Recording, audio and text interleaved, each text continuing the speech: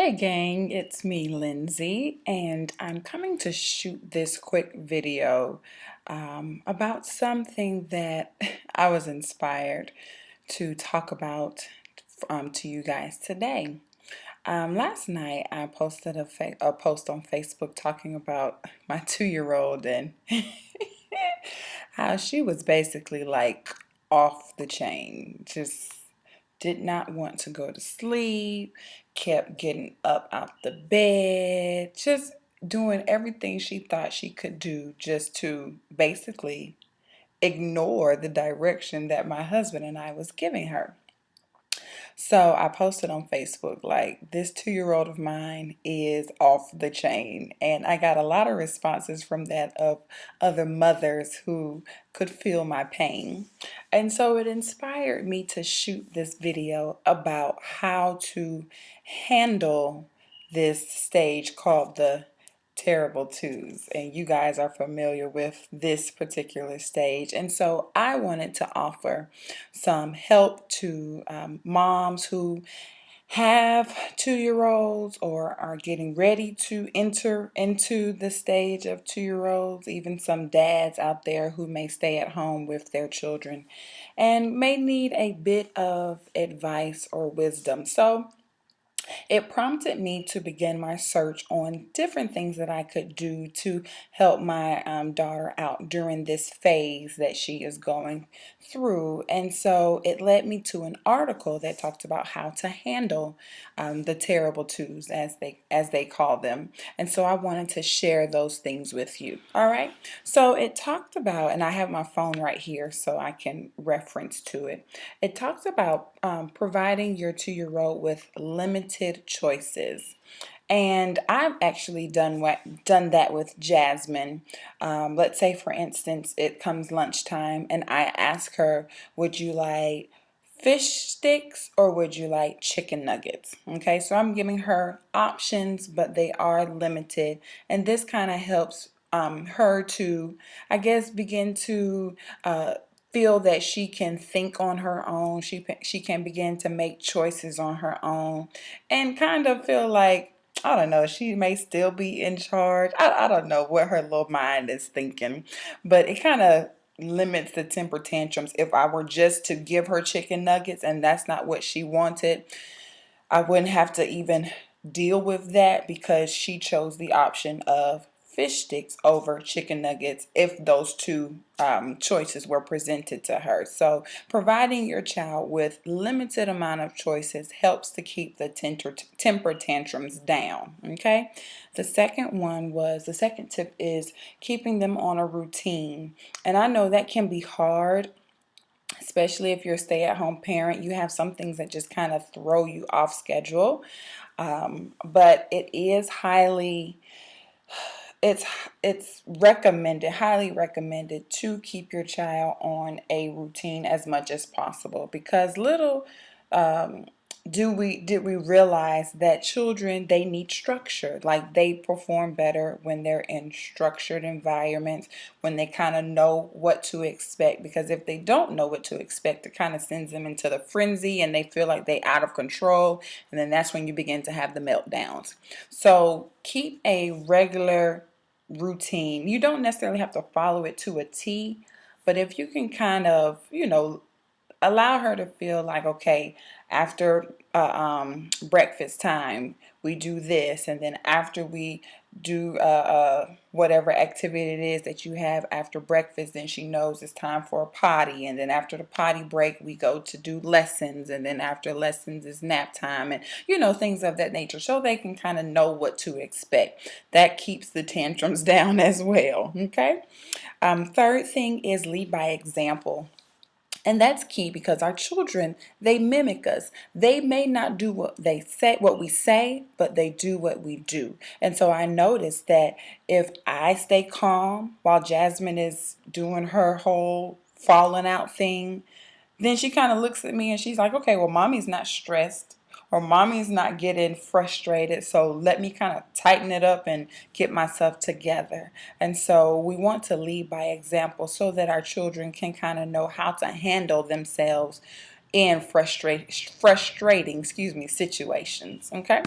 A next tip I want to give you is positive reinforcement. Now that doesn't mean rewarding them because of good behavior, or rewarding them for not such good behavior or consequences or what have you. But you want to, let's say you're noticing your child is doing something as far as like picking up her toys. You want to really, really praise that. You want to say, you know what, I see you're doing such a wonderful job at picking up your toys. Thank you for that. That really helps mommy out. And that makes that child feel, that you're noticing not just the bad things that they do, but you're also noticing the good things that they do. We don't want to necessarily reward them with, food or candy or things of that nature, but just a kind words that lets them know, hey, I notice you and I see what you're doing and I thank you for that. Then that really, really, that goes a long way with these 2-year-olds, because I'm telling you, they're very, very smart and they can process things very well. So if they notice, mommy sees what I'm doing, she sees that I'm being a big help. She sees I'm being a big sister. And so that begins to encourage them to keep that same type of behavior up. Okay. The next tip I want to offer to you is healthy eating. And I'm not talking about like making sure they eat all their vegetables and making sure they eat all their fruits and stuff like that, because sometimes we have a very, very hard time with making sure our toddlers eat great nutrition. I know I do. She's a very picky eater, and so I have trouble with her, eating her vegetables and eating her fruits and all of that. So anyways, I say all that to say this: make sure you're not incorporating a lot of sugar into their diet, because that will begin to send the out of control behavior and the temper tantrums, like that'll send it to the 10th power, because they got all this energy built up and they don't know what to do with it, so they begin to act out. So you want to reduce the amount of sugar that is in their diet to like almost none. Now I'm not saying don't give them a cookie, or don't give them a piece of candy, or whatever it is. I'm not saying don't do that, but I am saying use wisdom when you do that. Okay. All right, and I got 2 more tips for you. Don't give in. Even if you see that they are having a tantrum, don't give in. Stand your ground and let them know this is not the appropriate way we are to act. We are big boys, we're big girls, and so you need to kind of pull it together. Do not give in as a parent. It's okay, and it's going to pass. And my last tip is well, I'm sorry. One more tip. Sorry. My last tip is stay in control. And that kind of goes with, standing your ground. Stay in control of the whole situation. Don't show on your face that, you're frustrated and you're getting ready to have a meltdown with them. Don't do that. Because they're just like, oh man, mommy's out of control too, so let me go and have another tantrum. We don't want to do that. Stay in control. But my last tip is be consistent. That is very key. Be consistent. Be consistent with your regular routines. Be consistent with your positive reinforcement. Be consistent with not giving them the sugar in their diet. Be consistent. Your children will thank you for that. They may not say it now, but later on down the road, they will thank you. And they will thank you for helping them to get through this phase in their life, and where they're wanting to just explore their independence that they have, and they see that they have their own mind and they want to make their own decisions. But we can shape that in a way that is conducive and beneficial for them. All right, so those are some tips that I wanted to offer to you, and I hope those are a help, because they are definitely a great help for me, being that I've entered into the terrible 2 stage, but I want to make this a great stage and a great transition for my daughter, and a great transition for myself as her mom. So I hope those tips helped you out.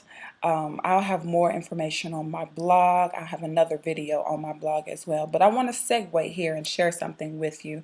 If you're a stay-at-home parent like me, it can kind of be tough, with the economy the way that it is, and having one income and all of that jazz. But if you're a stay-at-home parent like me, or you're a stay-at-home mom, stay-at-home dad, but yet you're an entrepreneur at heart, I know I am.